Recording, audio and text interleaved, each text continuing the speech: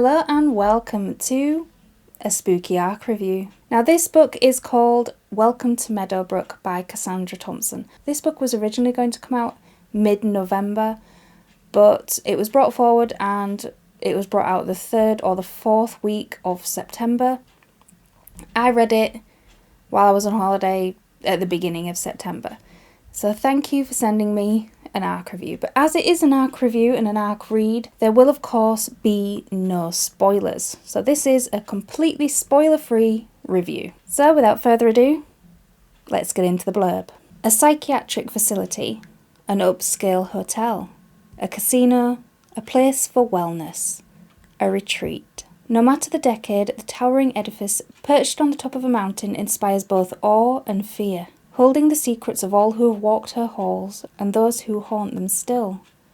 Meadowbrook's facade shifts with time, but there is one constant that remains unchanged. Meadowbrook makes her own rules. Told in a series of short stories from alternating viewpoints, each from a different era, discover the unique tale of a place that is much more than what it seems. Sounds like something that is just my kind of thing, and believe me, it was. Because I will get this right out the gate, right at the beginning, I loved this book. It had everything that I wanted, anything that was in it. I will get into it. So Meadowbrook is this huge, sprawling mansion of a building, and it was originally built as a country getaway for the rich elite. And in its heyday was opulent, beautiful, the place to be if you had the money to go there. Now through the years, decay has seeped into its walls. It's no longer the beautiful, opulent building of its youth. It is now aging, and it's not aging gracefully. Now, traversing these corridors, you never know who you're going to meet or when you are going to meet them. Not when as in hours, but when as in years. It is a darkly fascinating look at both the illusion of time and what people will do, what they will go through to have the illusion of immortality. Because wouldn't we all like to be immortal? I would love to be immortal, just so that I could actually read every single book I do want to read, because there will come a time when my purchasing of books will outrun my time on this earth to read them. And that's a bummer. But I'm getting off topic. Now, as I said in the beginning, this is not a novel in the normal sense, although it all takes place in the Meadowbrook facility. Every chapter is a different character, a different viewpoint, and a different snapshot of Meadowbrook.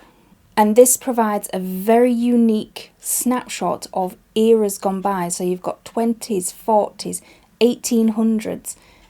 Those snapshots are really like peeking through a window into those time periods.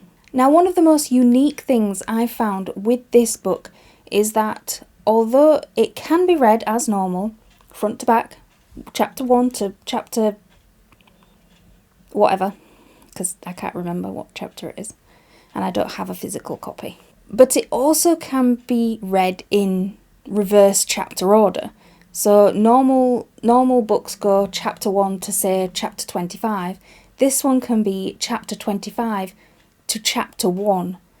And if you start reading it at the back, it doesn't spoil what's going to happen in chapter 1, which I've never experienced before. I don't know whether a book has ever done something like that before, but that was extremely unique and I thought very quirky and very good, because it shows that having written front to back, the same thing could be read back to front, which it gets a star just for that.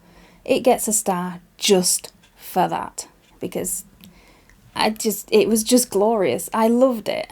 And now, as you're probably getting, Meadowbrook is both a very fascinating building to be in, and at the same time I am extremely glad that I am not a character in this book and having to actually walk within its walls. And while I was reading it, I couldn't help but compare it to that other terrifying, isolated hotel built in the snowy mountains of Colorado, being the Overlook. And for those who don't know, the Overlook is the name of the hotel in Stephen King's The Shining, and the hills of Colorado is where it is. I mean, I live in a city with so many hotels that you can't even begin to list them. And there's something very unnerving, I find, about hotels as they are, especially the older ones, the ones that, are a couple of centuries old. Because how many people have walked through those doors? How many people did not walk out of them again? How many of them slept in the exact same bed where you now sleep and did not live to see the sunrise? Now, while I was reminded of the Overlook, I was also reminded of Shirley Jackson's The Haunting of Hill House, namely the quote at the beginning, one of its most famous quotes, and I'll see if I can. Hill House, not sane, stands against its hills holding darkness within. It has stood for 100 years and might stand 100 more. And that's the feeling you get when you're reading about Meadowbrook. It has stood for hundreds of years, and it probably will stand for 100 more. But the difference with Meadowbrook compared to, say, the Overlook or Hill House is whenever you walk through the corridors of Meadowbrook, you're never quite alone. This book got 4 stars from me because it was just unique. I keep saying unique, but it was. The writing really draws you in from the very first page. And for this one, I think the only time I put it down was to get a cocktail, because I read it while I was away. I think everybody should read it, especially this season.